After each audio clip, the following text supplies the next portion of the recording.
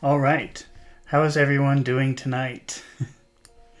Tonight we are going to be reading through chapter 23 of David Copperfield by Charles Dickens. It's been, I think, a week since I've been I have to start reading this every day. It's a pretty long book, and we're just in the middle of it. So I have to try to make an effort to do this every night if I can.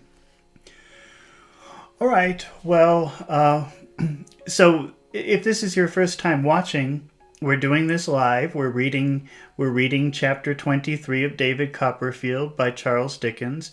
But I'm not just reading the words. We stop and we talk about the meanings of interesting words that we don't know, or phrases that maybe are not very clear.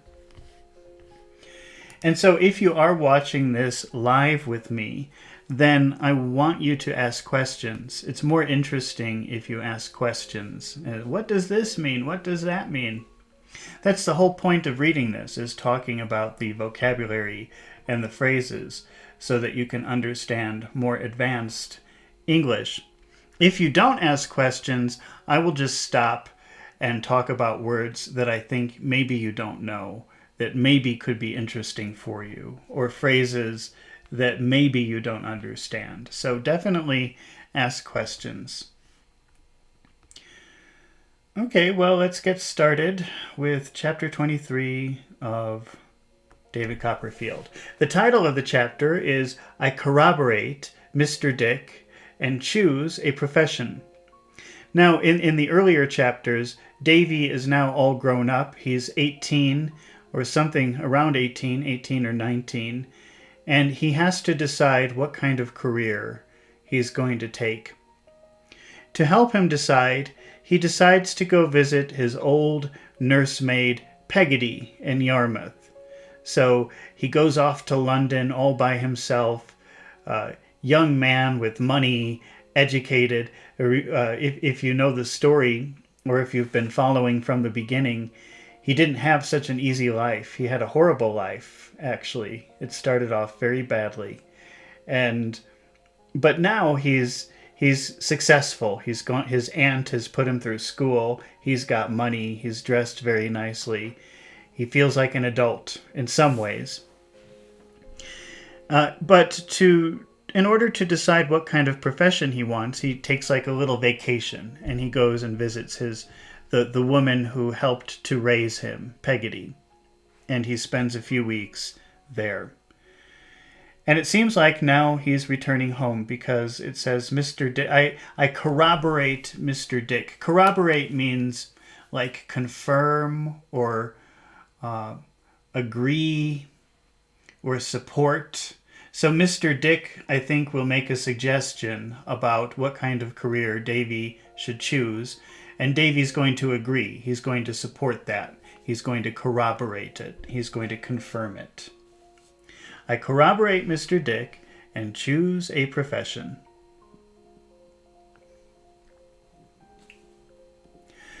When I woke in the morning, I thought very much of little Emily and her emotion last night, after Martha had left. So in the previous chapter, it seems like a girl. Now, Emily is a girl that Davy was in love with when he was a little boy. But now she's going to marry someone.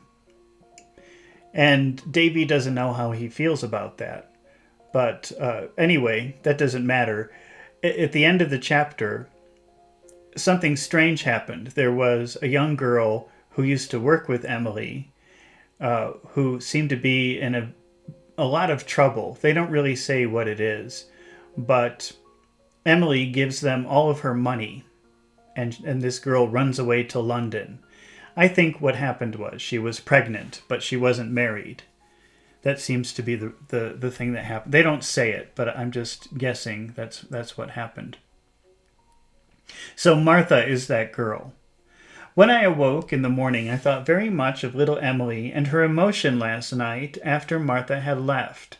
I felt as if I had come into the knowledge of those domestic weaknesses and tendernesses in a sacred confidence, and that to disclose them, even to Steerforth, would be wrong. So all this whole scene where Emily gave her money happened at Peggotty's house, and everybody was crying. Davy had no idea what was happening, but it was a very emotional, very private scene, and I think Davy isn't used to this kind of thing. And this is his first strange, awkward social moment in that kind of way. I mean, he's had his own moments, obviously, but he feels like it's something not to share with anybody, even his best friend, Steerforth. He doesn't feel like he should be talking about it. I had no gentler feeling towards anyone than towards the pretty creature who had been my playmate, and whom I had always been persuaded, and whom I have always persuaded, and shall always be persuaded, to my dying day, I then devotedly loved.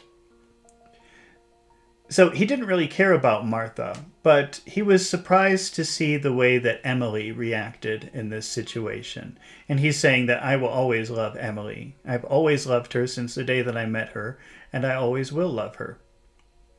The repetition to any ears, even to Steerforth's, of what she had been unable to repress when her heart lay open to me by an accident, I felt would be a rough deed, unworthy of myself, unworthy of the light of our pure childhood, which I always saw encircling her head. I made a resolution. When you resolve to do something, it's like a promise to yourself. Yes, I'm going to do it. To make a resolve is like to make a decision, but it also sounds a little bit like a promise. I made a resolution. I made a promise to myself, therefore, to keep it on my breast. This is your breast here. So if you keep something close to your breast, that means you keep it very close to you. And when he says to keep it on my breast, that means to keep it a secret.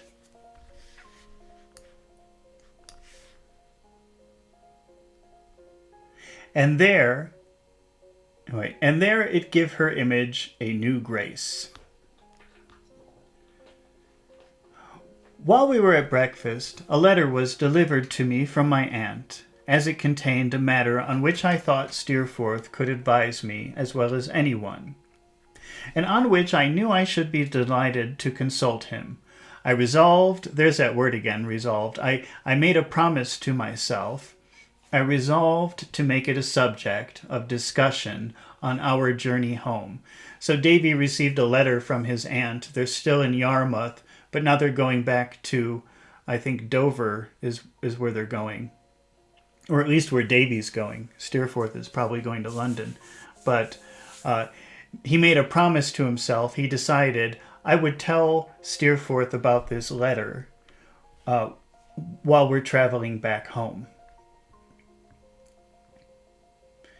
For the present, we had enough to do in taking leave of all of our friends. Remember, taking leave means saying goodbye. Saying goodbye to all of our friends. Mr. Barkis was far from being the last among them, in his regret at our departure, and I believe would even have opened the box again and sacrificed another guinea if it would have kept us 48 hours in Yarmouth. So Mr. Barkis, who is a character from earlier, is now Peggotty's husband, and he's very cheap. He doesn't like to spend any money. But Davy is saying he probably would spend a little money if it would keep us here for another 48 hours. Peggotty and all of her family were full of grief at our going. The whole house of Omer and Joram turned out to bid us goodbye. And there were so many seafaring volunteers in attendance on Steerforth. When our portmanteau went to the coach, that just means, that's a fancy French word for a chest, a box, a traveling trunk for traveling, like the version of a suitcase of 170 years ago. that if we had had the baggage of a regiment with us, we should have hardly wanted porters to carry it. So they made so many friends, and there were so many people to say goodbye to them, that they could have 1,000,000 bags, but there would always be enough people to carry it for them to the station. Well, the coach, what do you call that, a coach stop? I don't know. The place where the coach leaves to take them away.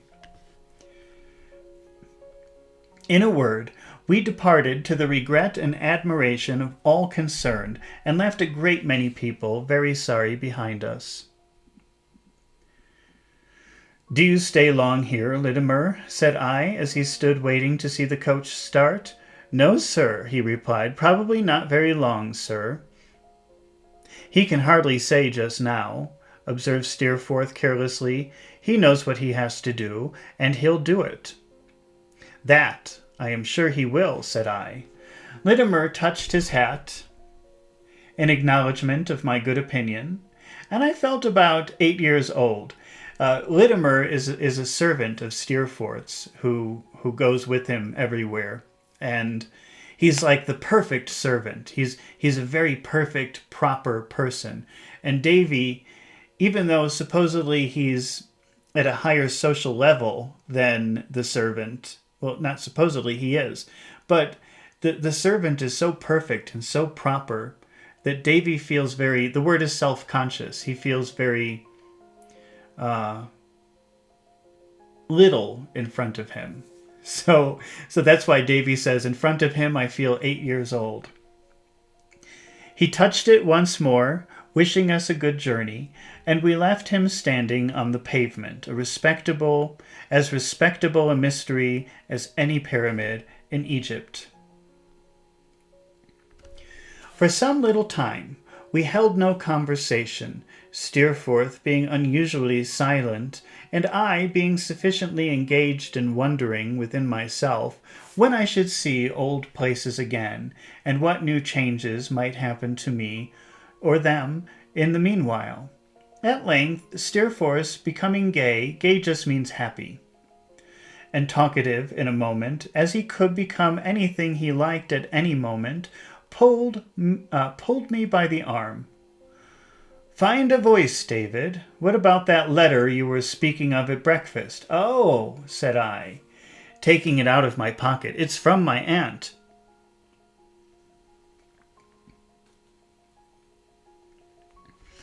"And what does she say requiring consideration?" "Why, she reminds me, Steerforth," said I, "that I came out on this expedition to look about me and to think a little." "Which, of course, you have done?" "Indeed, I can't say I have particularly, to tell you the truth. I'm afraid I have forgotten to do it. So the whole point of Davy going to Yarmouth was to think and reflect and think about what does he want to do with his future. But he was so involved with all of the things happening, he never thought about it." "Well, look about you now and make up for your negligence. If you that word negligence comes from the word neglect. They're related words. When you neglect something, you ignore it, and it's very irresponsible of you to ignore it. So negligence is the noun version of neglect. So he was supposed to be thinking about this the whole time. And Steerforth is saying, well, do it now, since you were ignoring it all this time when you weren't supposed to. "Look to the right, and you'll see a flat country with a good deal of marsh in it. Look to the left, and you'll see the same. Look to the front, and you'll find no difference. Look to the rear, and there it is still." I laughed, and replied that I saw no suitable profession in the whole prospect, which was perhaps to be attributed to its flatness. "What says our aunt on the subject?" inquired Steerforth, glancing at the letter in my hand. "Does she suggest anything?" "Why, yes," said I. "She asks me, here, if I think I should be a proctor." "And what do you think of it?" "Well, I don't know," replied Steerforth coolly. "You may as well do that as anything else, I suppose." I could not help laughing again at his balancing all the callings and professions so equally, and I told him so. "What is a proctor, Steerforth?" said I. "Why, he's a sort of monkish attorney," replied Steerforth. He is to some faded courts held in Doctors' Commons, a lazy old nook near St. Paul's churchyard, what solicitors are to the courts of law and equity. He is a functionary whose existence, in the natural course of things, would have terminated about 200 years ago. I can tell you best what he is by telling you what Doctors' Commons is.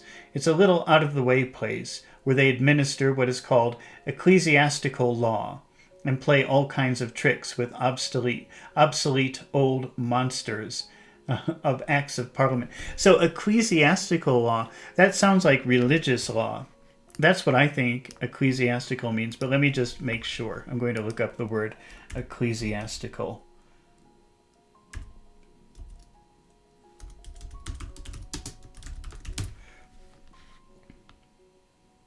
Related to the Christian church or the clergy. Yeah, so a proctor, according to this, is a lawyer, but they deal with the law of the church, the law of Christianity, of maybe of the Church of England. And that's why Steerforth is saying it doesn't really matter anymore, because even by that time, I don't think that the church had very much power, much legal power.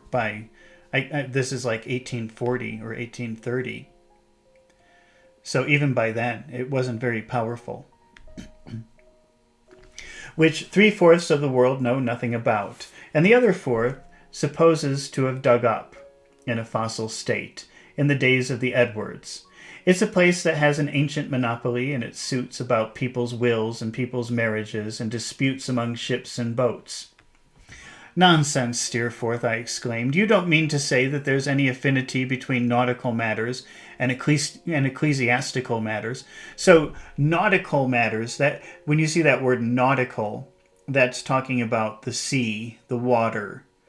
And Steerforth is saying, well, a proctor has to... he first mentions wills and marriages.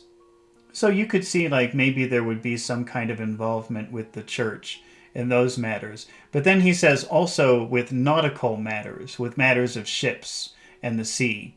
And Davy says, what is the connection between religion and the sea? Why would a lawyer get involved with that? "I don't indeed, my dear boy," he returned, "but I mean to say that they are managed and decided by the same set of people, down in that Doctors' Commons. You shall go there one day and find them blundering through half-nautical terms in Young's Dictionary, apropos of Nancy having to run down the Sarah Jane, or Miss Peggotty on the Yarmouth boatman having put off in a gale of wind with an anchor and a cable to the Nelson Indiamen in distress." Oh gosh, I guess we have to read through this a little bit. This is complicated. Okay, so Steerforth is saying, though, there is no connection between Christian law and sea law, but they do those matters. They deal with those matters in the same place in London, the Doctors' Commons. So he says, "You shall find them blundering through half the nautical terms in Young's Dictionary." So they don't know nautical terms. They don't know the terms that the shipping industry uses. So you always see them looking up the words in the dictionary. Apropos. Apropos is a word. That's actually a good word. Apropos means appropriate. Apropos of the Nancy having run down the Sarah Jane. Okay, well, I think the Nancy and the Sarah Jane, I'm just guessing, are the names of ships. And maybe having run down, maybe they crashed into each other. I'm not really sure. Or Mr. Peggotty and the Yarmouth boatman having put off in a gale of wind with an anchor and the cable to the Nelson Indiamen in distress. Well, and he's saying Or, for example, Mr. Peggotty, who pilots a ship, maybe, I don't know, getting help from another ship or asking for help from another ship or something happening because of a storm with another ship. Legal matters. Shipping legal matters. And find them deep in the evidence, pro and con, respecting a clergyman who has misbehaved himself. So he's saying what you find in Doctors' Commons is lawyers arguing about things that happened with ships, like ship crashes. But also you see lawyers talking about clergymen, that's like a priest, doing something bad and getting in trouble.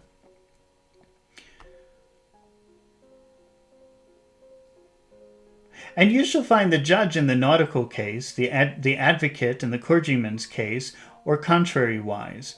They're like actors. Now a man's a judge, and then he's not a judge. Now he's a thing, and now he's another.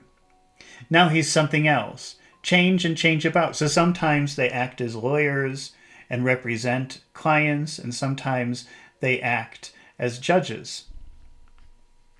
But it's always a very pleasant, profitable little affair of private theatricals presented to an uncommonly select audience. But advocates and proctors are not one and the same, said I, in a little puzzled, a little confused. Are they? No, returned Steerforth. The advocates are civilians, men who have taken a doctor's degree at college, which is the first reason for my knowing anything about it. The proctors employ the advocates. Oh, Recuerdos says, good evening. Oh, good evening, Recuerdos. How are you doing tonight?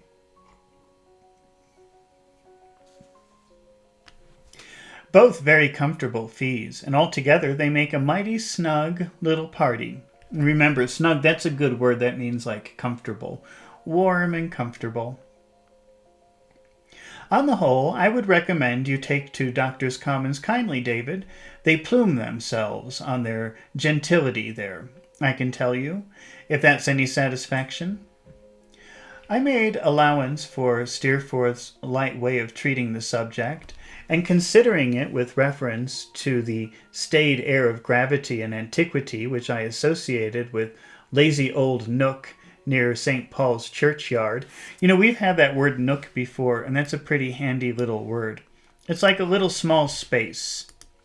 Let's see what happens if I just look for a picture of a nook. What kind of nooks do we get?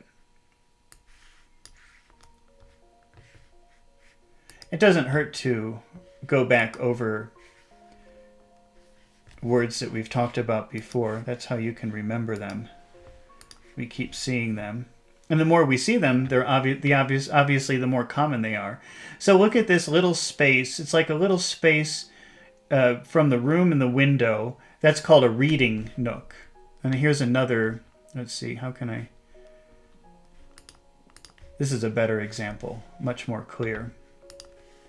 Look at this little reading nook. That's a nice little reading nook. So a nook is like a little space somewhere. You can have, let me show you another picture, very common in a house. I think we had that word in 1984 when we were reading 1984. Look, this is a breakfast nook. So there's a little space in the kitchen where you can sit and have your breakfast. That's a breakfast nook. So it's like a little space off to the side somewhere. Breakfast nook. Okay, but here they're talking about a part of the city, a little part of London. How do they use it here?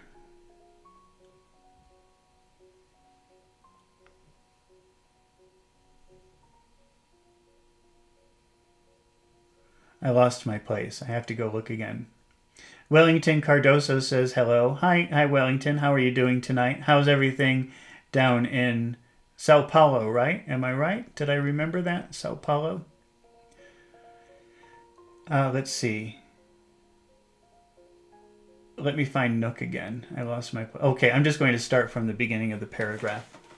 No, returned Steerforth, the advocates are civilians, men who have taken a doctor's degree at college, which is the first reason for my knowing anything about it. The proctors... Oh, wait. Well, let's just keep going again. The proctors employ the advocates. Both get very comfortable fees, and altogether they make a mighty snug little party. Snug is comfortable. On the whole, I would recommend that you take the two Doctors' Commons kindly, David. They plume themselves on their gentility. There, I can tell you, if that's any satisfaction. I made allowance for Steerforth's light way of treating the subject, and considering it with reference to the staid air of gravity and antiquity which I associated with that lazy old nook near St. Paul's churchyard. So you can picture Doctors' Common as like a very small little area off to the side, not in a main part of town, and very small and separate from the other things. And that's why you could call it a nook. And he calls it a lazy old nook, so it's not a very exciting place.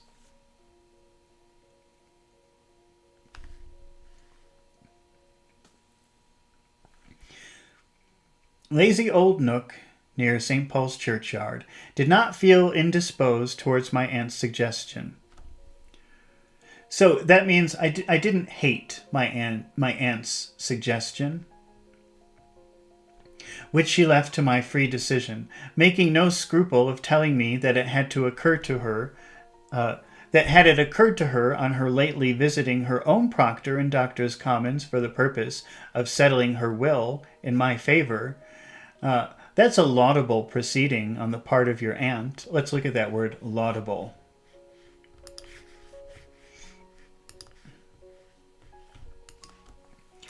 Laudable. Laudable means deserving of praise or commendation.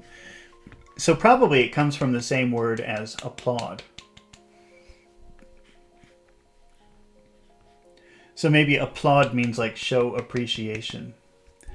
How did they use it here? That's a laudable proceeding on the part of our aunt. So they're saying, well, that was good. She's not pressuring him to become a proctor. She's just suggesting it. And, whatever he decides is fine. And he's saying that's laudable of her. I like that about her. That's a good thing about her. At all events, said Steerforth, when I mentioned it, and one deserving of all encouragement, Daisy, my advice is that you take kindly to Doctors' Commons. I quite made up my mind to do so. I then told Steerforth that my aunt was in town awaiting me, as I found from her letter, and that she had taken lodgings for a week at a kind of private hotel at Lincoln's Inn Fields, where there was a stone staircase and a convenient door in the roof. My aunt, being firmly persuaded that every house in London was going to be burnt down every night. So his aunt is paranoid that the buildings in London will be burnt down, maybe because of the fires that they light to keep warm. We achieved the rest of our journey pleasantly, sometimes recurring to Doctors' Commons and anticipating the distant days when I should be a proctor there, which Steerforth pictured in a variety of humorous and whimsical lights. Whimsical, to me, means like creative, but let's just take a look at the definition. Unusual, playful, unpredictable, rather than serious and practical. So maybe a little bit ridiculous, a little bit outrageous could be another word for whimsical. To me, whimsical means like creative. So Steerforth pictured a variety of humorous, funny, and whimsical, creative lights that made us both merry. Merry is another way of saying happy. When we came to our journey's end, he went home, engaging to call upon me next day, but one, and I drove to Lincoln's Inn Fields, where I found my aunt up and waiting supper. Supper is like dinner. I always wonder what is the difference between supper and dinner. Now it doesn't matter, but back then there was a difference. Supper,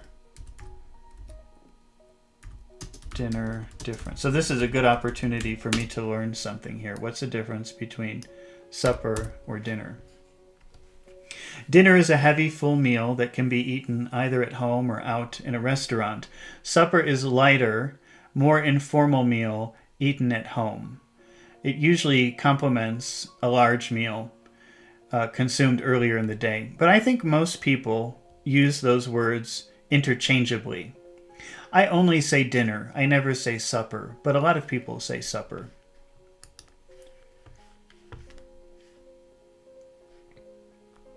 But so I think back then, especially back then, it had more of a different meaning. If I had been round the world since we parted, we could hardly have been better pleased to meet again. My aunt cried outright as she embraced me, and said, pretending to laugh, that if my poor mother had been alive, that silly little creature would have shed tears. She had no doubt.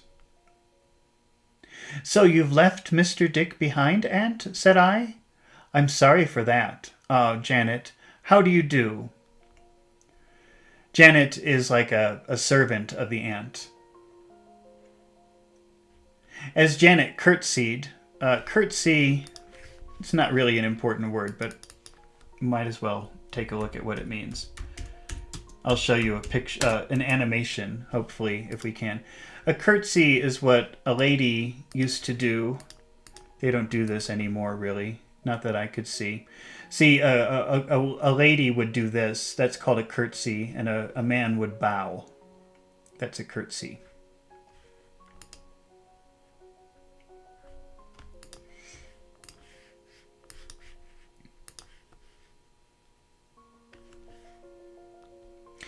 As Janet curtsied, hoping I was well, I observed my aunt's visage lengthen very much. "I'm sorry for it too," said my aunt, rubbing her nose. Rubbing her nose? I've had no peace of mind, Trot, since I've been here. Before I could ask why, she told me. "I'm convinced," said my aunt, laying her hand with melancholy firmness on the table. Melancholy means sad, so she put her hand on the table in a very sad but very sure way. "That Dick character is not a character to keep the donkeys off. I'm confident he wants strength of purpose. I ought to have left Janet at home instead, and then my mind might perhaps have been at ease." His aunt, if you have not seen in the previous chapter, his aunt hates donkeys. If you don't know what a donkey is, I better show you a picture of a donkey.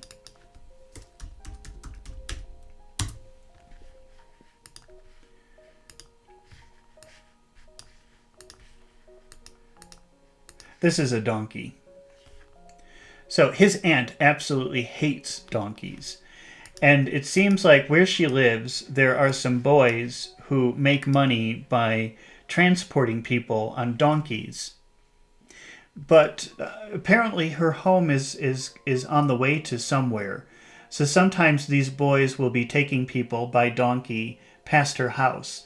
And every time they come near her house, she comes outside and she beats the boys and she screams, "Donkeys, donkeys!" She just has this very strange, irrational hatred of donkeys. And she's worried. She's like, "Oh, I'm sad too that Mr. Dick didn't come, because I know that he will not chase away the donkeys when they come."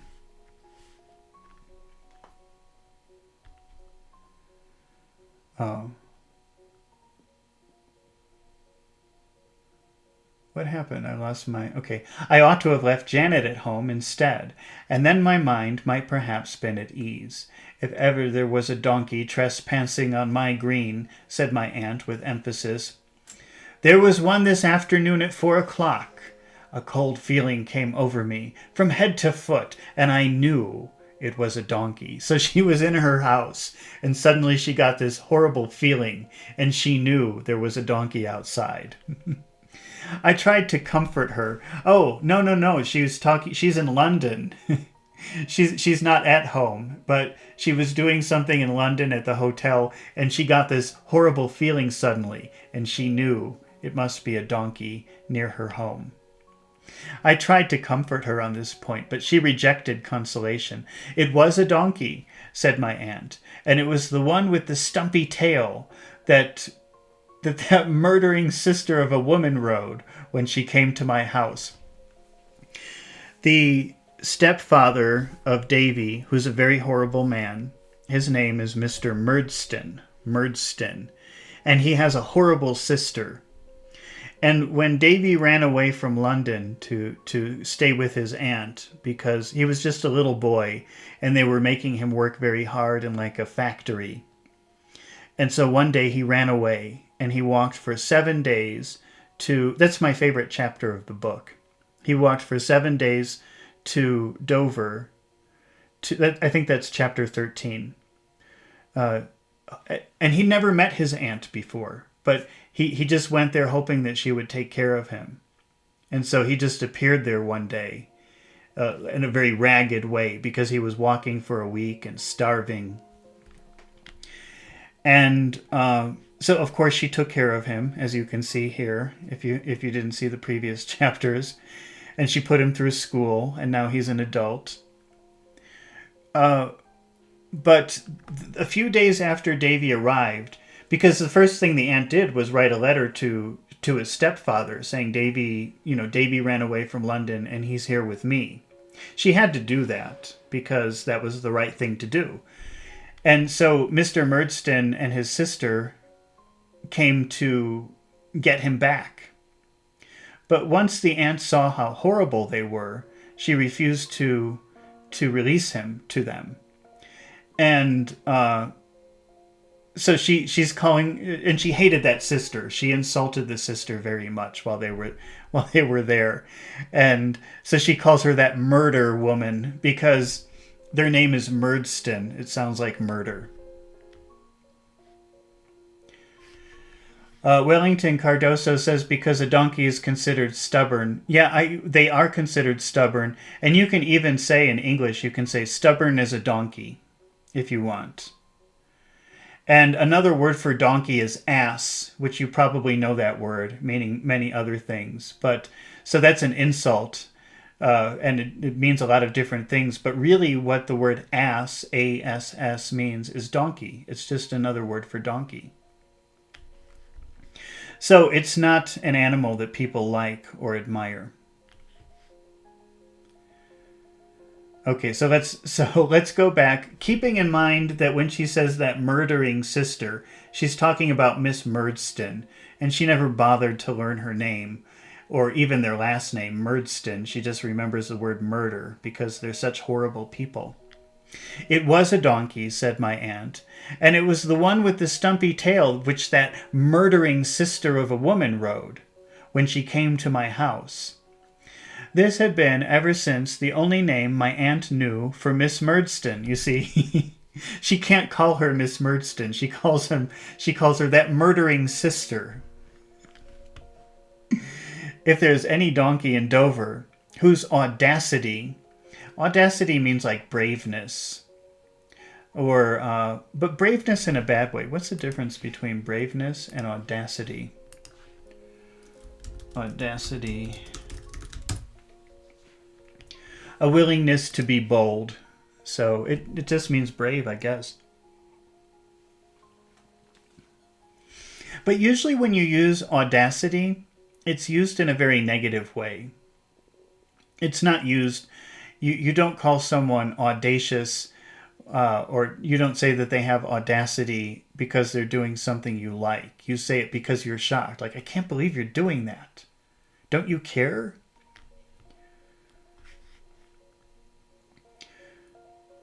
If there's any donkey in Dover whose audacity it is harder to me to bear than another's, that, said my aunt, striking the table, is the animal. Janet ventured to suggest that my aunt might be disturbing herself unnecessarily, and she believed the donkey in question was then engaged in the sand and gravel line of business, and was not available for the purposes of trespass, but my aunt wouldn't hear of it. So the servant girl, Janet, is trying to say, no, that donkey doesn't even transport people anymore. It's doing some other kind of work. Which is probably a lie. How would she know that? They're just trying to calm the aunt because she's getting very angry. Just thinking about the donkeys.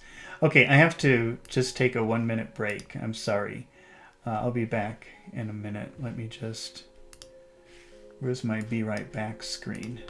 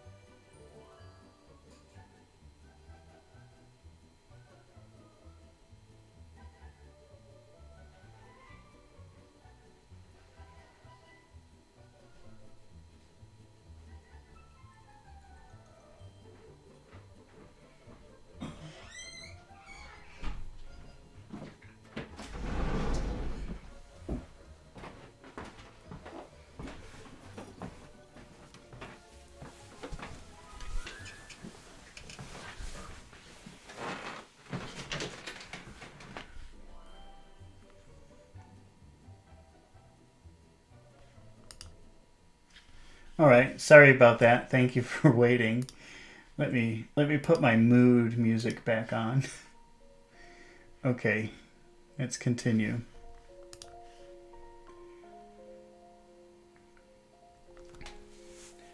Supper was comfortably served and hot, though my aunt's rooms were very high up. Whether she might have more stone stairs for her money, or might be nearer to the door in the roof, I don't know, and consisted of a roast fowl, a steak, and some vegetables. That's kind of a weird... Let me reread that. Supper was comfortably served and hot, though my aunt's room were very high up, whether she might have more stone stairs. So I think Davy's complaining the supper was very nice, but he's complaining that her room was on a very high floor.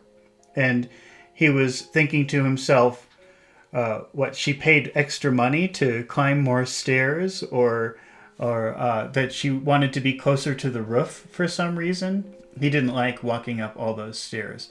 I think that is what is meant here. And consisted of roast fowl. Fowl is, I think, is any kind of bird. F-O-W-L, not F-O-U-L, which means disgusting, but F-O-W-L. Fowl, a bird of any kind. Yeah, so when you say fowl, that's just a classification, any bird. So we don't know what kind of bird it was, but it was some kind of bird.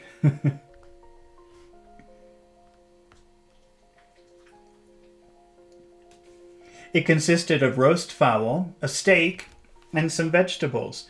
Well, remember when we read the definition of supper, it said a light meal, but that doesn't sound very light. There's a roasted bird, there's steak, there's vegetables. That sounds like a pretty big thing to me. To all of which I did ample justice, and which were all excellent. But my aunt had her own ideas concerning London provision, and ate but little. I suppose this unfortunate fowl was born and brought up in a cellar, said my aunt, and never took the air except on a hackney coach stand. So the aunt doesn't like being in the city, and she thinks this bird was probably raised in some unnatural place. A cellar is a basement. It's the place under a building. So the bird was maybe raised in a place with no light and no fresh air, and so she's thinking it's probably not a very delicious bird.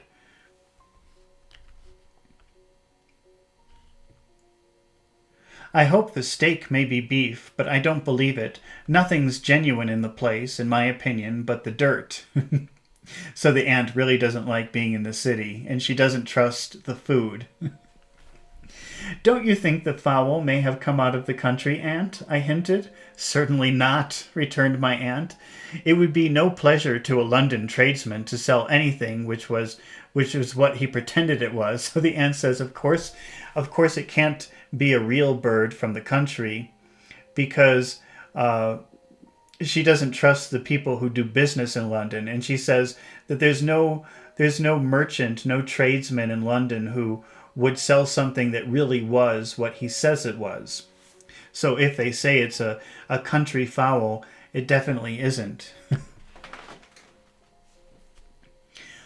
I did not venture to controvert this opinion, but I made a good supper, which it greatly satisfied her to see me do. When the table was cleared, Janet assisted her to arrange her hair, to put on her nightcap, which was of a smarter construction than usual, in case of a fire, my aunt said. So usually when a nightcap is like a hat that people will wear to bed.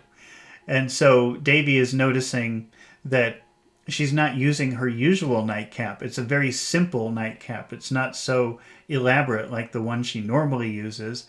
And that's because the aunt is saying, well, in case there's a fire, it will be easy for me to remove this and get dressed very quickly. She's very paranoid about being in London. She doesn't like the food. She doesn't trust the people. And she thinks all of the buildings are going to burn up in a fire.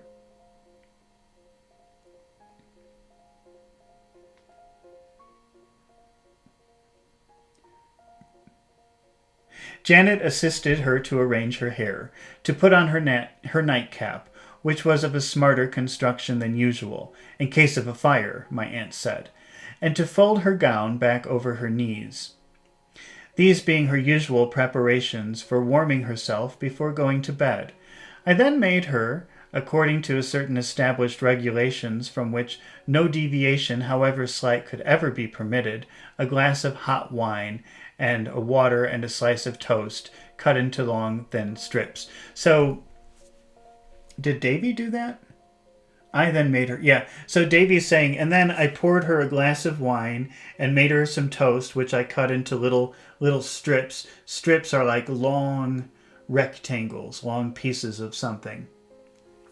And he's saying, she didn't ask me to do that. I did that because that's what we do every night when we're together. And she does not like the routine to be broken. You never deviate. You never go away from that. So I just did it because that's what we always do. With these accompaniments, we were left alone to finish the evening, my aunt sitting opposite to me, drinking her wine and water, soaking her strips of toast. To soak something is to make something go into the water and let it absorb the water.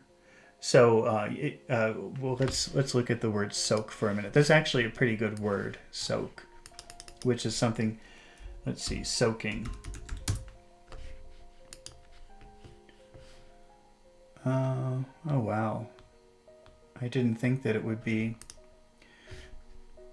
What is this? So look, here somebody is going to cook something, but first they have to let it sit in the water and let all of the water go into it before they can cook it. That happens, I think, with beans. You have to do that with beans. I don't really like beans, so I don't cook beans, but I think you do that with beans.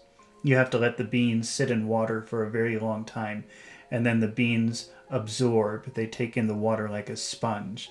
That's what soaking is.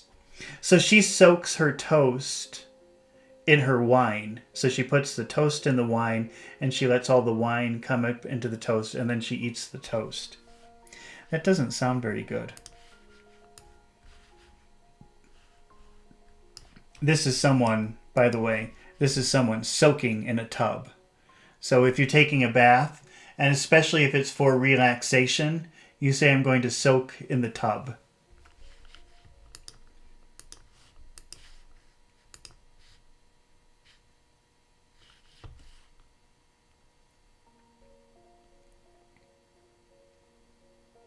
My aunt sitting opposite to me, drinking her wine and water, soaking her strips of toast in it, one by one before eating them.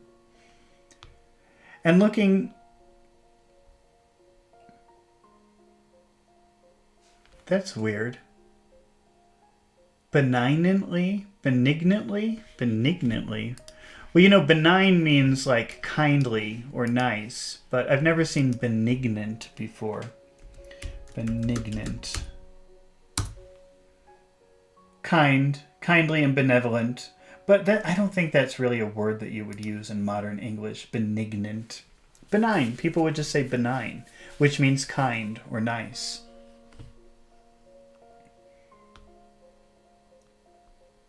Let's read that again.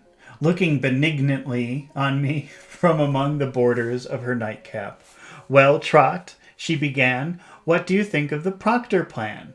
Or have you not begun to think about it yet? I have thought a good deal about it, my dear aunt, and I've talked a good deal about it with Steerforth. I like it very much indeed. I like it exceedingly. Come, said my aunt, that's cheering. That means that makes me happy. I have only one difficult, aunt. Say what it is, Trot, she returned. Why, I want to ask, aunt, as this seems, from what I understand, to be a limited profession, whether my entrance into it would not be very expensive. It will cost, returned my aunt, to article you, just £1,000. That's a lot of money. I think that might be close to $100,000 in today's money, if I'm not mistaken. I could be wrong about that. Wait, let's see. £1,000 in 1840. £127,000. So that would be like maybe, I don't know, $160,000. That's funny, because I think probably if you wanted to be a lawyer now, it would maybe cost you that much. It will cost, returned my aunt, to article you, just £1,000. Now, my dear aunt, said I, drawing my chair nearer, I am uneasy in my mind about that. It's a large sum of money. You have expended a great deal on my education, and have always been as liberal to me in all things as it was possible to be. You have been the soul of generosity.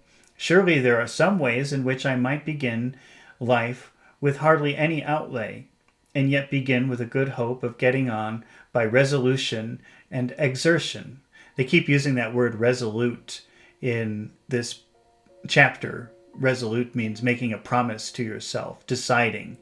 So I could make money by being resolute, by making a decision and then doing it. Are you sure that it would not be better to try that course? Are you certain that you can afford to part with so much money, and that it is right, and that it should be so expended? I only ask you, my second mother, to consider. Are you certain? My aunt finished eating a piece of toast on which she was then engaged, looking me full in the face all the while, and then setting her glass on the chimney-piece, and folding her hands upon her folded skirts, replied as follows. Trot, my child, if I have any object in life, that means like any goal, if I have any goal in life. Trot, my child, if I have any object in life, it is to provide for you being a good and sensible and happy man. I am bent upon it. So is Dick. I should like some people that I know to hear Dick's conversation on the subject. Let me read that again. I should like some people that I know to hear Dick's conversation on the subject. Okay, so I think what she's saying is I want you to ask Mr. Dick, and so you can see how much he believes in this too. It's sagacity is wonderful. Okay, we've had that word sagacity before. I remember looking it up, but I don't remember what it means. Let's see, sagacity. Foresight, discernment, keen perception, ability to make good judgments. I should like some people that I know to hear Dick's conversation on the subject. Its sagacity is wonderful. So its common sense is wonderful to hear him talk about how what Davy should do and how it should be done. The way he says it is very full of common sense. But no one knows the resources of that man's intellect except myself. She stopped for a moment to take my hand between hers and went on. It's in vain, Trot, to recall the past unless it works some influence upon the present. Perhaps I might have been better friends with your poor father. Perhaps I might have been better friends with that poor child, your mother, even after your sister Betsy Trotwood disappointed me. When you came to me, a little runaway boy, all dusty and wayworn, perhaps I thought so. From that time until now, Trot, you have ever been a credit to me, and a pride and a pleasure. I have no other claim upon my means, at least. I have no other claim upon my means, meaning what she means here is I don't have anyone else to spend money on. There's nobody else that I can spend money on. It's only you. Here, to my surprise, she hesitated and was confused. No, I have no other claim upon my means. So she said that like, there's no other person I can give money to besides you. And then, this is interesting and becomes important later, she looked confused. And then she said, no, there's no one else. You are my adopted child. Only be a loving child to me in my age, and bear with my whims and fancies. Remember, we just looked up that word whimsical, which I said means creative. But let's look up the word whim.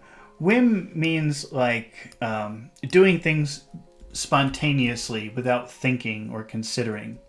But let's see how Google defines whim. A sudden desire or change of mind, especially one that is unusual or unexplained. She bought it on a whim. And that's a very common expression. If you say, I did something on a whim, it means I did something without planning on it. Let's see. I went to Acapulco for the weekend. Oh, really? Why? I don't know. It was a whim. Meaning, I just decided to do it. There was no special reason. I didn't plan it.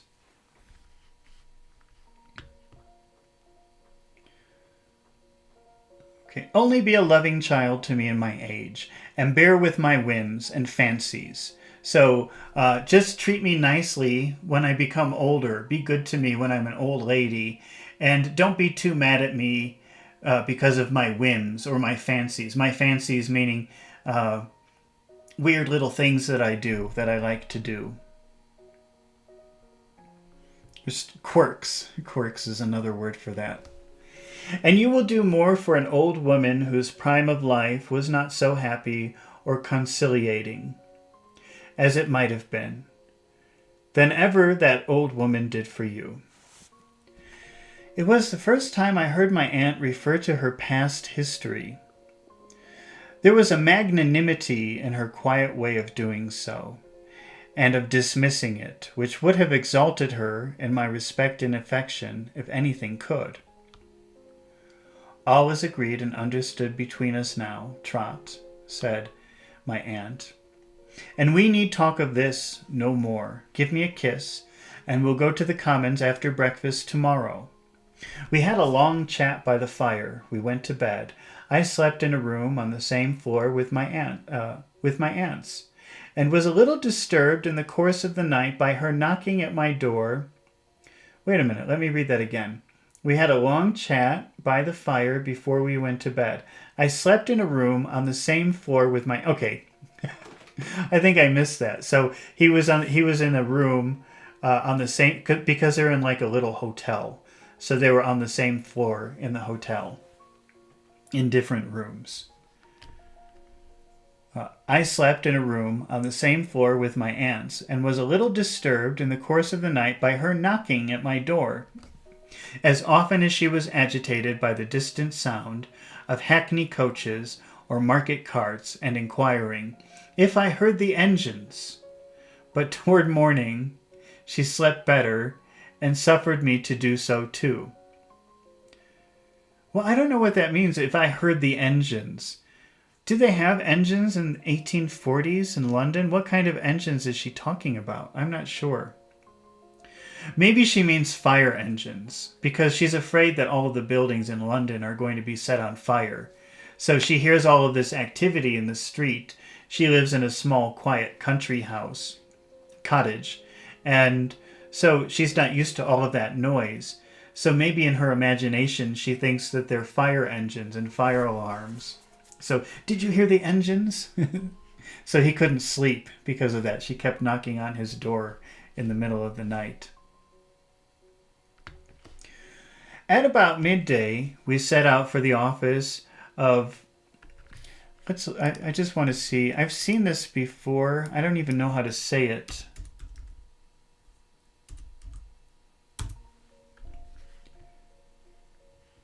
Oh, so you just pronounce it Messer, but... Oh, no, wait, but this is German and English.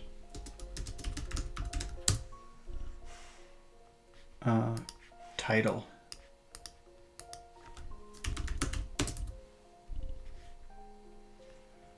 Before a man's name... How do you pronounce it, though?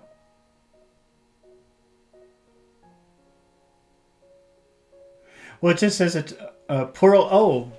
Oh, it's the plural of Mr. I never realized that. So, I wonder how you pronounce... Maybe Misters? I guess we'll pronounce it Misters. And I hope that's right. Let's see. So, about midday,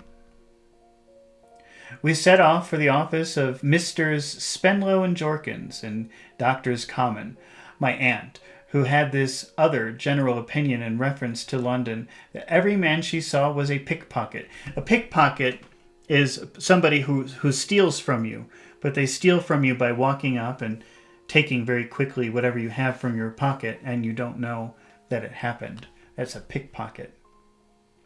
So his aunt is convinced that everyone in London is a pickpocket.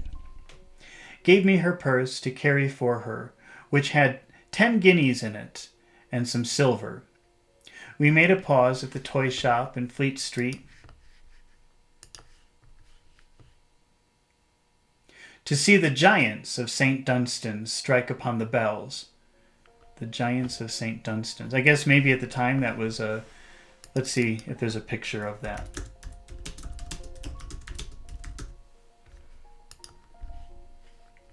Oh, it's a clock. And it doesn't look like a toy at all. But I guess maybe the toy shop is near there. So this is a clock in London, the Giants of St. Dunstan. So when it strikes 12, they hit the bells. I wonder if they still do that.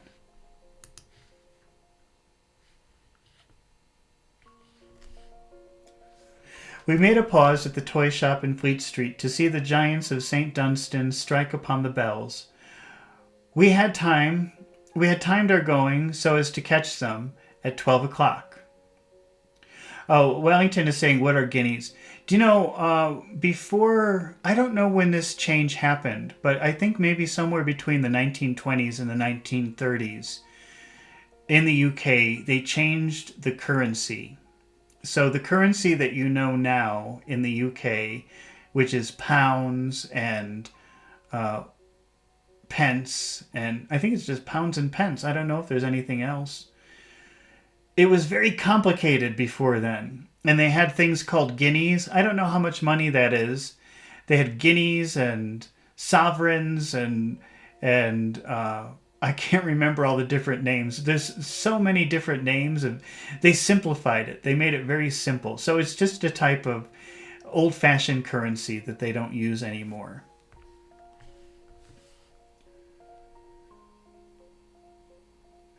So that's why it says, my aunt gave me her purse to carry for her, which had 10 guineas in it and some silver. So they're just little coins. But they don't exist anymore. We made a pause at the toy shop in Fleet Street to see the giants of St. Dunstan strike upon the bells. We had timed our going so as to catch them at it at 12 o'clock, and then went on towards Ludgate Hill and St. Paul's churchyard. We were crossing to the former place when I found that my aunt greatly accelerated her speed and looked frightened. I observed at the same time that a lowering, ill-dressed man, ill a lot of times means badly, so this is a badly dressed man, a man dressed in very bad, ugly clothes. That a lowering, ill-dressed man who had stopped and stared at us in passing a little before was coming so close after us as to brush against her. When you brush against someone, you walk past and you touch them like this. Not with the hand, but, like the other shoulder walks past and you feel them. They touch you as they walk past. That's brushing past someone. So this person walked past her so close that they touched. That's brushing past someone. "Trot, my dear Trot," cried my aunt in a terrified whisper and pressing my arm. I don't know what I am to do." "Don't be alarmed," said I. "There's nothing to be afraid of. Stop in a shop, and I'll soon get rid of this fellow." "No, no, child," she returned. "Don't speak of him." "For the world, I entreat you, I order you." "Good heaven, aunt," said I. "He is nothing but a sturdy beggar." A beggar is someone who asks for money in the street. "Can I have some money? Can I have some food?" "You don't know what he is," replied my aunt. "You don't know who he is. You don't know what you say." We had stopped in an empty doorway while this was passing, and he had stopped too. "Don't look at him," said my aunt as I turned my head indignantly. "But get me a coach, my dear, and wait for me in St. Paul's churchyard." "Wait for you?" I replied. "Yes," rejoined my aunt. "I must go alone. I must go with him." "With him, aunt? This man?" "I'm in my senses," she replied. "I tell you I must. Get me a coach." However much astonished I might be, I was sensible that I had no right to refuse compliance with such a peremptory. We better look at that one. Peremptory meaning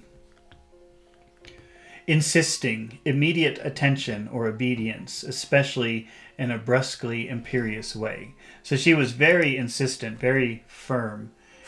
"Get me a cab. Get out of here. I have to go with him." I'm just going to stop for a minute to remind you about Mr. Dick. Mr. Dick is kind of a crazy old man that lives with his aunt in her cottage, and she takes care of him. And he's very weird. He's a very weird man, but he's a very nice man. And he's very good friends with Davy. And when Davy was a little boy going to school, Mr. Dick would come every single week to come and visit Davy. And they would sit and talk. And one time, Mr. Dick said, "Sometimes there's this man, and he stands outside the house. I see him. I know he's there." And Davy's talking to him saying, "Okay, there's a man standing outside the house," because Mr. Dick is a little bit weird. But so I just want to remind you about that, because now we have this weird, mysterious man. And instead of the aunt saying, "Oh, let's run away, let's go," she's saying, "You go, I have to go talk to this man." So I just wanted to remind you about that, in case you missed that earlier. I hurried away a few paces and called a hackney chariot, which was passing empty. Almost before I could let down the steps, my aunt sprang in. That means like she jumped in. I don't know how, and that man followed. She waved her hand to me to go away. So she did this to Davy. Go away. And she so earnestly, that all confused as I was, I turned from them at once. In doing so, I heard her say to the coachman, "Drive anywhere. Drive straight on." That means like drive straight ahead. And presently the chariot passed me, going up the hill. What Mr. Dick had told me, and what I supposed to be a delusion of his, a delusion that's like a crazy belief, a belief that a crazy person has that isn't true. So now he's remembering that. What Mr. Dick had told me, and what I had supposed to be a delusion of his, now came into my mind. I could not doubt that this person was the person of whom he had made such a mysterious mention.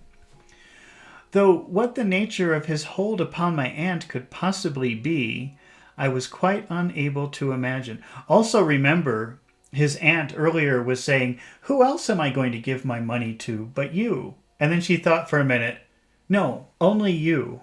So that's interesting. I guess I'm doing a spoiler. Wait, I'm trying to get back in the camera. I changed the position of my camera. Now I'm disoriented. Okay, but I won't give you any more information. I don't want to spoil the story. After half an hour cooling in the churchyard, I saw the chariot coming back. The driver stopped beside me, and my aunt was sitting alone. She had not yet sufficiently recovered from her agitation to be quite prepared for the visit we had to make. She desired me to get into the chariot, and to tell the coachman to drive slowly up and down a little while. She said no more, except, "My dear child, never ask me what it was, and don't refer to it," until she had perfectly regained her composure. Your composure is how you look or how you appear to people. And to be composed means to show no emotion or to look calm. And if you lose your composure, then you don't look calm. You look angry, you look sad, you look unhappy probably. So when you maintain or keep your composure, you don't show any emotion. So she was very upset, but she regained her composure. When she told me she was quite herself now, and we might get out, on her giving me her purse to pay the driver, I found that all the guineas were gone, and only the loose silver remained. So some of the money was missing from her purse, a lot of it. Doctor's Commons was approached by a little low archway before we had taken many paces down the street beyond it.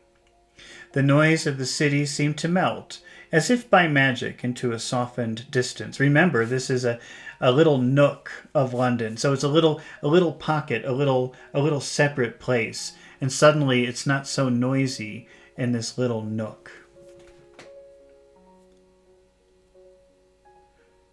As if by magic into the softened distance, a few dull courts and narrow ways brought us into the skylighted office of Spenlow and Jorkins, in the vestibule of which temple, accessible to pilgrims without any ceremony of knocking, 3 or 4 clerks were at work as copyists. One of these, a little dry man sitting by himself, who wore a stiff brown wig that looked as if it were made of gingerbread, rose to receive my aunt and show us into Spenlow's room. "Mr. Spenlow's in court, ma'am," said the dry man. "It's an Arches day, but it's close by, and I'll send for him directly." As we were left to look about us for a while, Mr. Spenlow was fetched. Fetch means go get. So somebody went to go get Mr. Spenlow, to go find him and bring him back to meet them. I availed myself of the opportunity. The furniture of the room was old-fashioned and dusty, and the green baize on the top of the writing table had lost all of its color. What's a baize?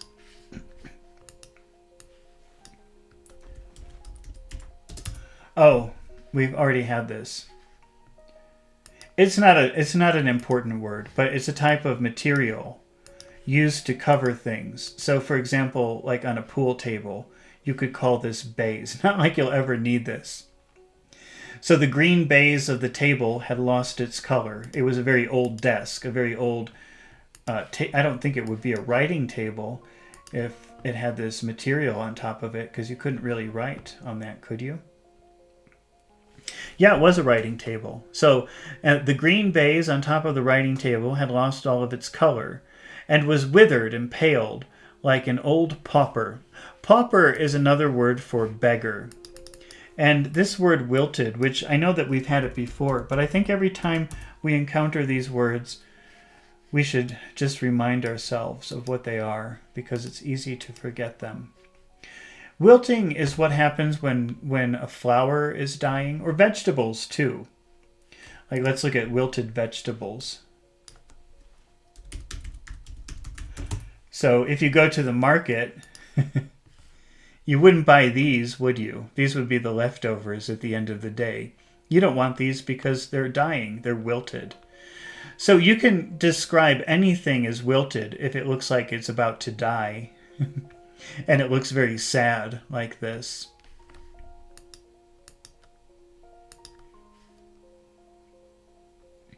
Let's see, what were they describing as wilted here?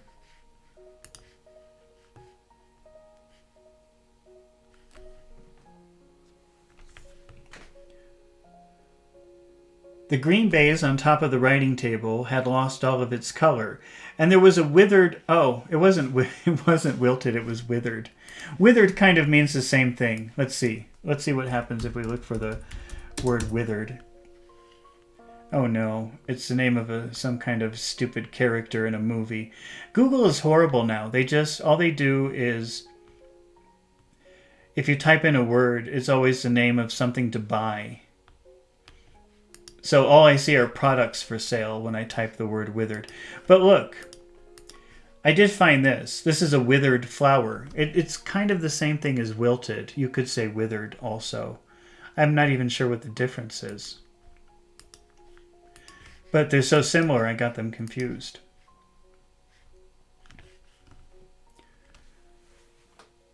So, let's see. The writing table was withered and pale, or the green cloth covering the writing table was as withered and pale as a pauper, as a beggar. Pauper is a beggar. There were a great many bundles of paper on it, some endorsed as allegations, and some... That means that the paper, there were some piles of paper, and on it you could see it was written allegations. Allegation is like accusation. And some, to my surprise, as libels. Libels are like lies that people say about other people. And some as being in the consistory court, and some in the arches court, and some in the prerogative court. So these are different courts where different things happen. I'm not sure what. I don't know if they still do it that way. And some in the admiralty court. Admiralty court, that would be things concerning the water, ships, shipping, things like that. And some in the delegates court. We don't have to spend time trying to figure out what these mean. I don't think it matters anymore. Giving me occasion to wonder much how many courts there might be in progress and how long it would take to understand them all. Besides these were the sundry immense manuscript books of evidence taken on affidavit. Let's look at the word sundry. I think it just means various. Let's see, sundry. Various kinds, several different kinds.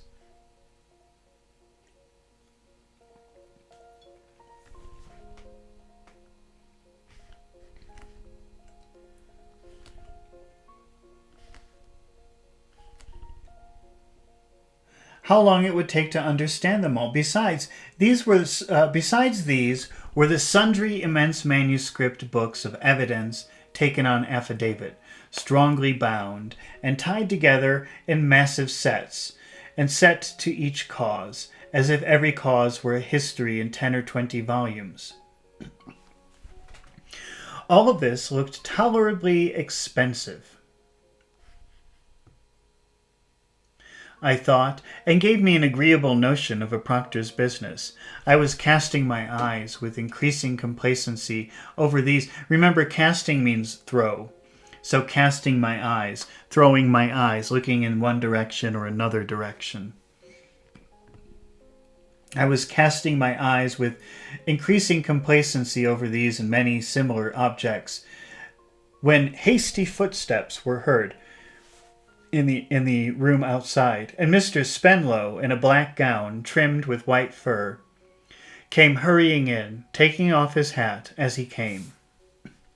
He was a little light-haired gentleman with undeniable boots, with the stiffest of white cravats and shirt collars. He was buttoned up, mighty trim and tight, and must have taken a great deal of pains with his whiskers. His whiskers, that would be like his beard or his mustache, or I think at that time they usually just wore whiskers here. So it seems like it was very well manicured or taken care of, which were accurately curled. His gold watch chain was so massive that a fancy came across me that he ought to have a sinewy golden arm to draw it out with. Sinewy. What does that mean, sinewy? I've seen that word before, but I don't know what it means. Sinewy. Consisting of or resembling sinews. Lean and muscular. Let's see, sinew. What is sinew? A piece of tough, fibrous tissue uniting muscle to bone or bone to bone, a tendon or a ligament, parts of a structure, a system, a thing that give it strength. Okay.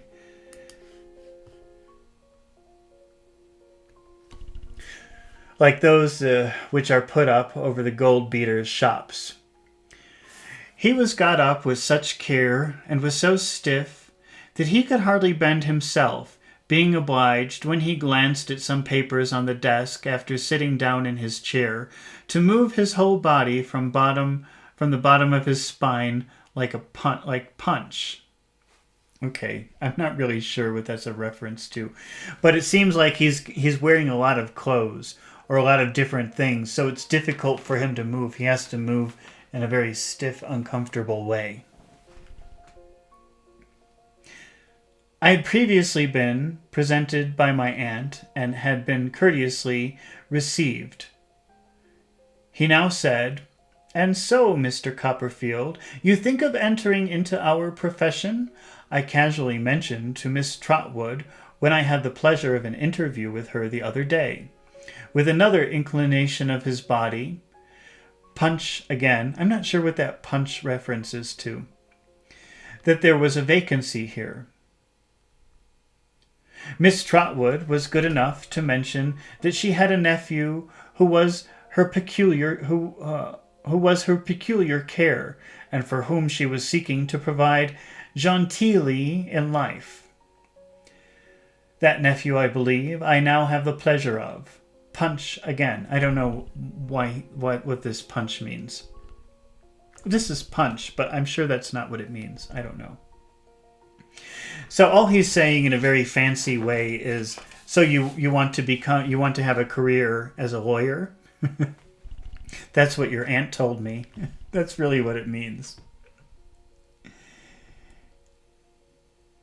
I bowed by acknowledgments and said my aunt had mentioned to me that there was that opening and that I believed I should like it very much and that I was strongly inclined to take it and had taken immediately to the proposal, that I could not absolutely pledge myself to like it until I knew something more about it, and that although it was little else than a matter of form, I presumed I should have an opportunity of trying how I liked it before I bound myself to it irrevocably. Okay. So in simple terms, he's just saying, yes, I'm interested in becoming a lawyer, but I don't want to commit myself 100%. I would like to try it out first. I would like a little trial period to see if I really do want to do this. I'm not sure because I don't know anything about it. Oh, surely, surely, said Mr. Spenlow. We always, in this house, propose a month. An initiatory month. I should be happy myself to propose 2 months, 3, an indefinite period, in fact. But I have a partner, Mr. Jorkins. And the premium, sir, I returned, is £1,000. And the premium, stamp included, is £1,000, said Mr. Spenlow. As I have mentioned to Miss Trotwood, I am actuated by no mercenary considerations, for few men are less, I believe, but Mr. Jorkins has his opinions on those subjects, and I am bound to respect Mr. Jorkins' opinions. Mr. Jorkins thinks £1,000 too little, in short. So sometimes people during this time spoke in a very strange way. So this is he speaks in a very fancy way, but all he's saying, don't worry if you don't understand it. I think a lot of native speakers would be very confused by this and have to read it a couple of times before they understood what he's saying. But what he's doing is he's saying, oh yes, we always allow for 1 month. You can have a 1 month trial period. And if it were my decision, I would let you have 2 months or 3 months or 4 or forever if you wanted.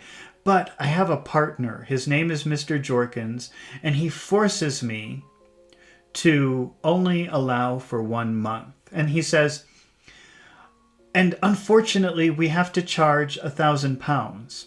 I don't like it. I hate charging £1,000. But Mr. Jorkins makes me charge £1,000.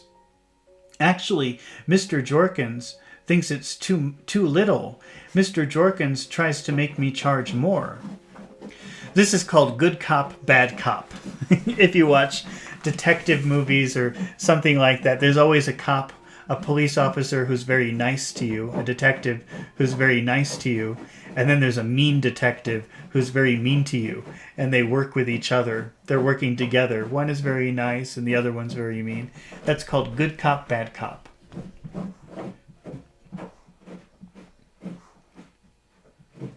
I suppose, sir, said I, still desiring to spare my aunt, that it is not the custom here, if an articled clerk were particularly useful, and made himself a perfect master of his profession. I could not help blushing. This looked so like praising myself. I suppose it is not the custom in the later years of his time to allow him any.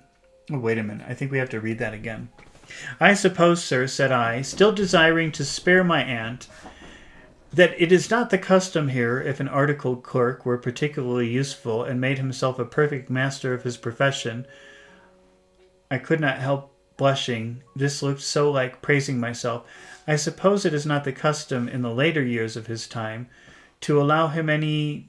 Mr. Spenlow, by a great... I'm not sure what he's asking here. Maybe we'll find out in a minute. Mr. Spenlow, by a great effort, just lifted his head far enough out of his cravat to shake it, and answered, anticipating the word salary. Oh. So Davy's worried about how much money he would be making, or if he would be working there and making money, because, he's really concerned about how much money his aunt is going to spend for his education here. So he's saying, well, if I do a really good job and I work really hard after 3 or 4 years, he's about to say, how much money will I make? And then Mr. Spenlow stops him. Mr. Spenlow, let's see. Salary? No, I will not say what consideration I might give to that point myself, Mr. Copperfield. If I were unfettered, Mr. Jorkins is immovable. So, unfettered means no one stops you. So, let's see. I will not say what consideration I might give to that point myself, Mr. Copperfield. So, I can't tell you how much I would pay you if I were unfettered. I mean, if nobody would stop me. And then he says, but Mr. Jorkins is immovable. Like Mr. Jorkins makes these decisions. It's not up to me. It's not my decision how much money we can give you.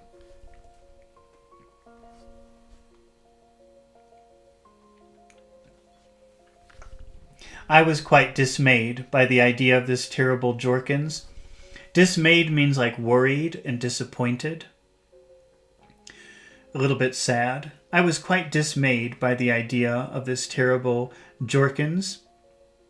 But I found out afterwards he was a mild man. Mild means, if a place is really hot, a place can be really hot, or a place can be really cold. If a place is mild, if we're talking about temperature, hot, cold, mild is in the middle. And if you call someone a mild person, that means they're never very happy or they're never very angry. They don't have extreme emotions. They're very calm. I was quite dismayed by the idea of this terrible Jorkins, but I found out afterwards that he was a mild man of heavy temperament, whose place in the business was to keep himself in the background and be constantly exhibited by name as the most obdurate and ruthless of men. Obdurate. We have to look up that word.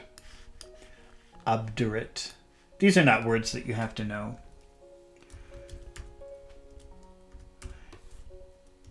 You know, when you look up something in Google before, then the next time you look it up, it's purple.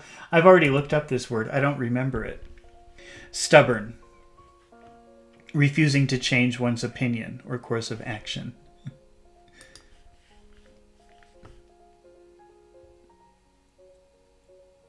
If the clerk wanted his salary raised, Mr. Jorkins wouldn't listen to such a proposition. If a client were slow to settle his bill of cost, Mr. Jorkins was resolved to have it paid. So Mr. Spenlow always uses Jorkins as the reason. So like if a client doesn't pay the money, then Mr. Spenlow will go to the client and say, "Oh, I'm sorry to ask you, but Mr. Jorkins is making me ask you for the money. He says you must give me the money or there will be problems." Not from me, from Mr. Jorkins. And if an employee wants more money, wants to get paid more, then Mr. Spenlow will say, "Well, I'm sorry, but Mr. Jorkins said no. It's not my decision." So it's very convenient. Mr. Jorkins is very convenient. And nobody ever sees Mr. Jorkins. Mr. Jorkins was resolved to have it paid, and however painful these things might be, and always were, to the feelings of Mr. Spenlow, Mr. Jorkins would have his bond. The heart and hand of the good angel Spenlow would have been always open. So if Mr. Jorkins weren't up in his office saying no, no, no, then everything would be wonderful because Mr. Spenlow always wants to say yes. But for the restraining demon Jorkins, I have grown older. I think I have had experience of some other houses doing business on the principle of Spenlow and Jorkins. Now, Davy is writing this many years later. And he's thinking, it's not just Spenlow and Jorkins that do this. It seems like all of the law offices operate in this way. It was settled that I should begin my month's probation as soon as I pleased, and that my aunt neither remain in town nor return at its expiration, as the articles of agreement, of which I was to be the subject, could easily be sent to her at home for her signature. When we had got so far, Mr. Spenlow offered to take me into court, then and there.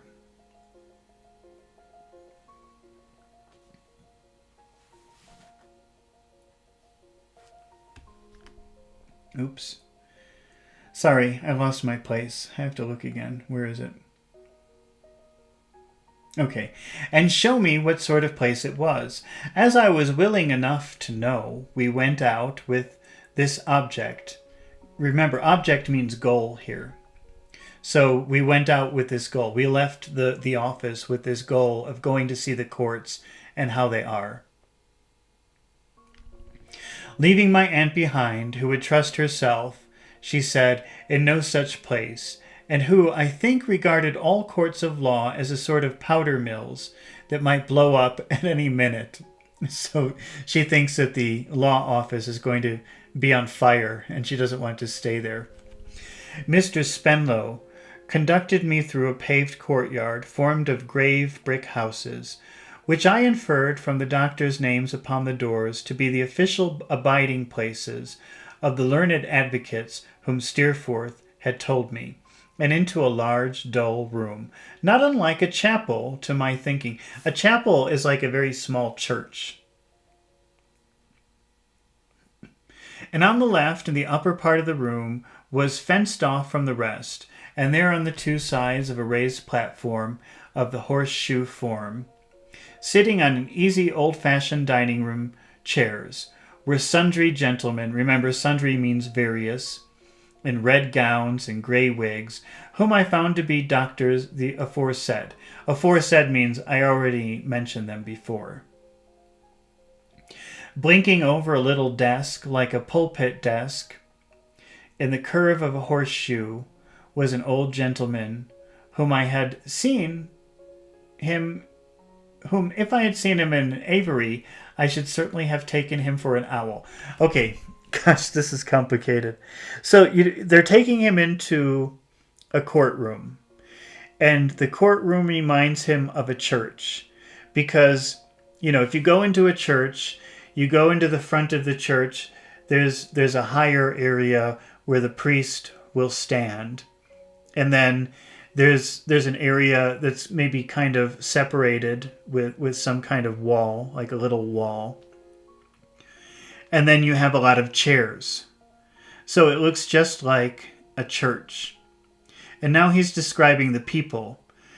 And he's describing one person in particular, and he says, well, if I were in an aviary is a place where you will find birds. So if I were in an aviary, I would think that this man was an owl. Let me show you in case you don't know what an owl is.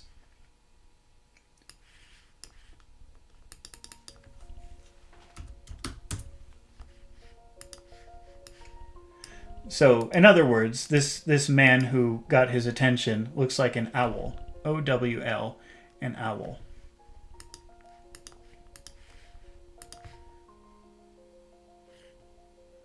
But who I learned was the presiding judge. So the judge looks like an owl. In the space within the horseshoe, lower than these, that is to say, on about the level of the floor, were sundry other gentlemen of Mr. Spenlow's rank, and dressed like him in black gowns, with white fur upon them, sitting at a long green table. Their cravats were in general stiff, I thought, and their looks haughty. Haughty, that means like they look very superior, like very intimidating and superior people. Haughty. But in the last respect, I presently conceived that I had done them an injustice, for when two or three of them had to rise and answer a question of the presiding dignitary, I never saw anything more sheepish. So a sheep, if you don't know what a sheep is, I guess we better look at that. And since we're looking things up, I just want to look up the word haughty.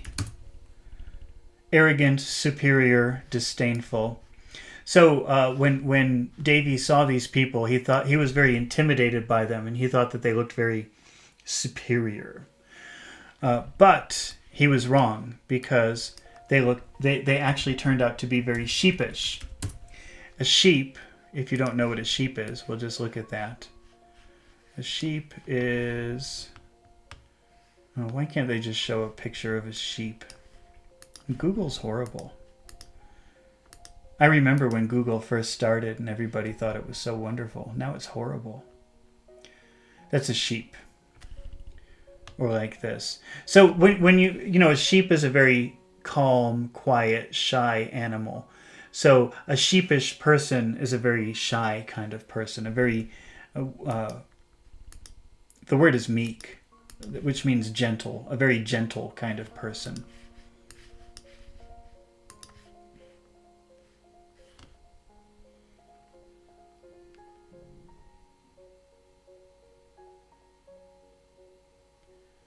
All right, let's see.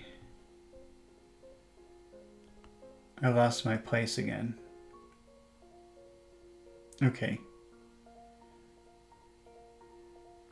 But in this last respect, I presently conceived I had done them an injustice. For when 2 or 3 of them had to rise and answer a question of the preceding dignitary, I never saw anything more sheepish. The public, represented by a boy with a comforter, and a shabby, genteel man, secretly eating crumbs out of his coat pockets, was warming itself at a stove in the center of the court. What? I think that he's described... Well, I don't know if this is literal or not. Let's see. The languid stillness of the place was only broken by the chirping of this fire and by the voice of... So it's really happening. So a boy with a comforter, that would be like a boy with a blanket. You know, a little boy with a blanket. A boy with a comforter. And a shabby genteel man secretly eating crumbs. So then there's a man secretly... Maybe these are 2 people, not lawyers, but maybe 2 people who have a problem in front of the court.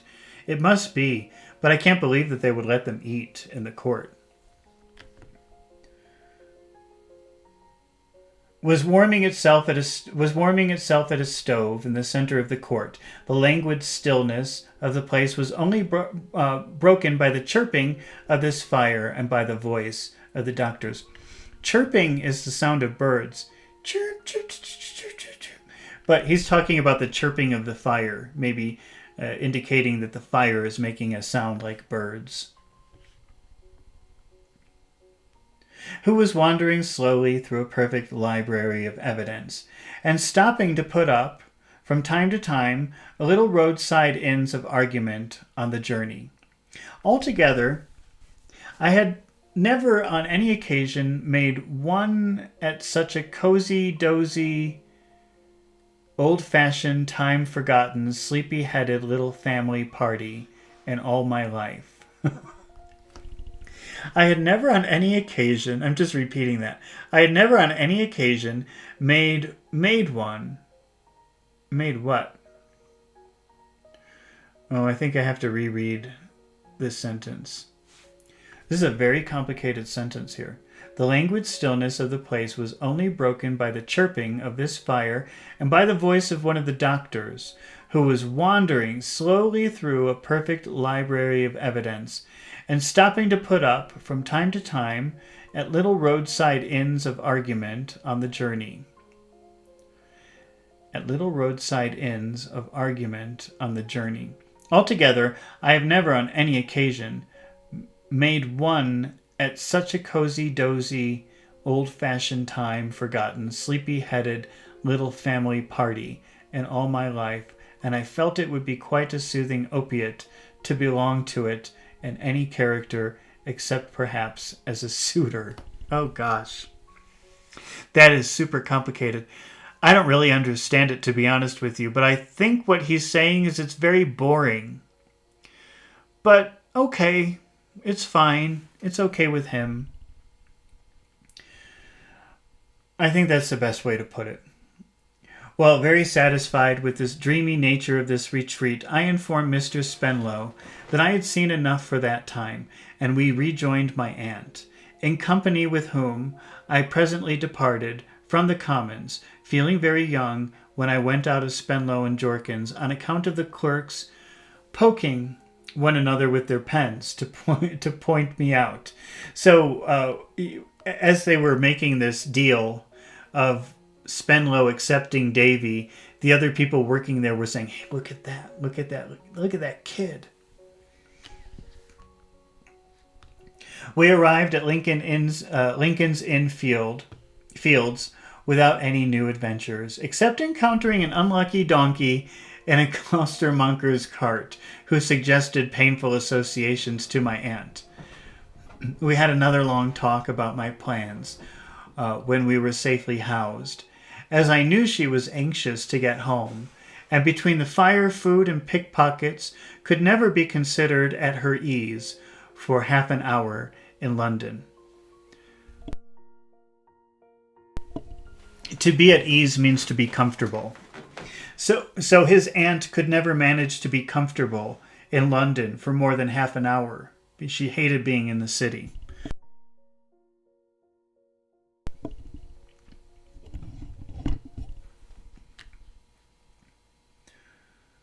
Okay. I urged her not to be uncomfortable on my account, but to leave me to take care of myself. I have not been here a week tomorrow without considering that too, my dear, she returned. There's a furnished little set of chambers to be let. When something is for let, or to be to let, that means it's for rent. So she's saying there's a comfortable place for rent. There's a comfortable group of rooms for rent, to let, in the Adelphi trot, which ought to suit you to a marvel.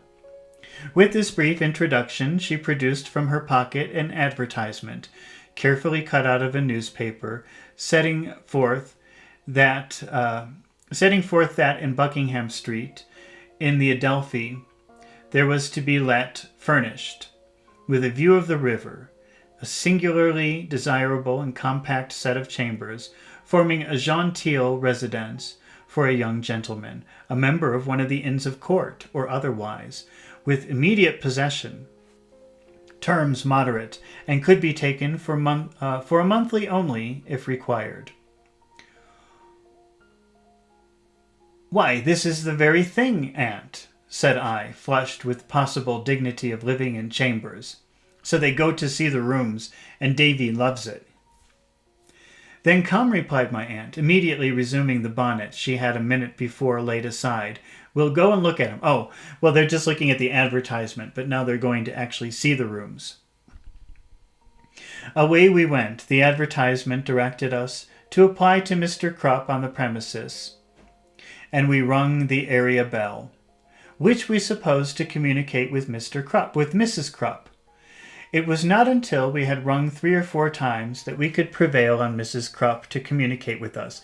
So they had to ring the bell many times before Mrs. Krupp actually came.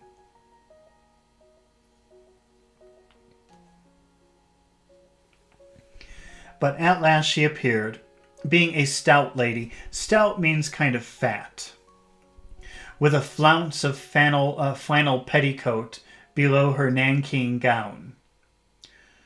"Let us see these chambers of yours, if you please, ma'am," said my aunt. "For this gentleman," said Mrs. Krupp, feeling in her pocket for the keys. "Yes, for my nephew," said my aunt. "And a sweet set they is for sich," said Mrs. Krupp. So she's saying, yeah, and it's a nice apartment for him. She went upstairs. They were on top of the house, a great point with my aunt being near the fire escape, and considered it of a little half-blind entry where you could see hardly anything, a little stone-blind pantry where you could see nothing at all, a sitting room and a bedroom. The furniture was rather faded, but quite good enough for me, and sure enough, the river was outside the windows. As I was delighted with the place, my aunt and Mrs. Krupp withdrew into the pantry to discuss the terms, while I remained on the sitting-room sofa, hardly daring to think it possible that I could be destined to live in such a noble residence. So Davy's like, wow, I've got my own apartment. This is great. After a single combat of some duration, they returned, and I saw to my joy, both in Miss Krupp's countenance is like a facial expression, so she looked very happy, her face looked very happy, and in my aunt's, that the deed was done. Is it the last occupant's furniture? Inquired my aunt. Yes, it is, ma'am, said Mrs. Krupp. What's become of him? Asked my aunt. That means what happened to him? What happened to the last person who stayed here? Mrs. Krupp was taken with a troublesome cough. So suddenly when the aunt asked that, Mrs. Krupp, she started coughing, in the midst of which she articulated with much difficulty, "He was took ill, ma'am, so he got very sick." Dear me, and he died. "Hey, what did he die of?" asked my aunt. "Well, ma'am, he died of drink," said Mrs. Krupp in confidence, "and smoke. So he died of smoking and drinking." "Smoke? You don't mean chimneys," said my aunt. "No, ma'am," returned Mrs. Krupp, "cigars and pipes." "That's not catching Trot, at any rate," remarked my aunt, turning to me. "No, indeed," said I.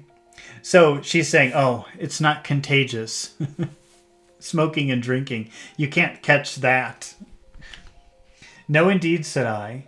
In short, my aunt, seeing how enraptured I was with the premises, took them for a month, with leave to remain for 12 months when that time was out. Mrs. Krupp was to find linen. That means like, linen means like the sheets for the bed. And to cook. Every other necessary was already provided. And Mrs. Krupp expressly intimated that she should always yearn towards me as a son. So Mrs. Krupp said that she will treat Davy like a son.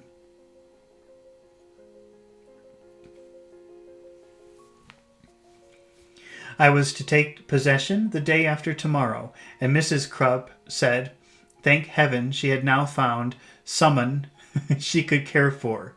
Someone she could care for. On our way back, my aunt informed me how she confidently trusted that the life I was now to lead would make me firm and self-reliant, which was all I wanted. She repeated this several times next day, and in the intervals of our arranging for the transmission of my clothes and books from Mr. Wickfield's relative to which, and to all of my late holiday, I wrote a long letter to Agnes, of which my aunt took charge, and she was to leave on the succeeding day. Not to lengthen these particulars, I need only add that she made a handsome provision for all of my possible wants during my month of trial. So this handsome provision comes from the word provide, and handsome, well, you know that word to mean like beautiful, but it just means nice. She gave me a nice amount of money, is what it means. That Steerforth, to my great disappointment, and hers too, did not make his appearance before she went away. That I saw her safely seated in the Dover coach, exulting in the coming discomfiture of the vagrant donkeys, with Janet at her side. And that when the coach was gone, I turned my face to Adelphi, pondering on the old days when I used to roam about its subterranean arches, on the happy changes which had brought me to the surface. All right, well, that was the end of chapter 23 of David Copperfield. Thank you for staying and watching and asking questions and making comments, and I hope you come back when we do chapter 24, which is my first dissipation. And I'll try, hopefully I'll do that tomorrow, but I don't know. I might be tired. We'll see. I'll try to do it tomorrow. I have to do this because I think they're like 60 chapters, so it's got to be every day so we can get through it. All right, thank you everybody for watching, and I will see you next time. Goodbye.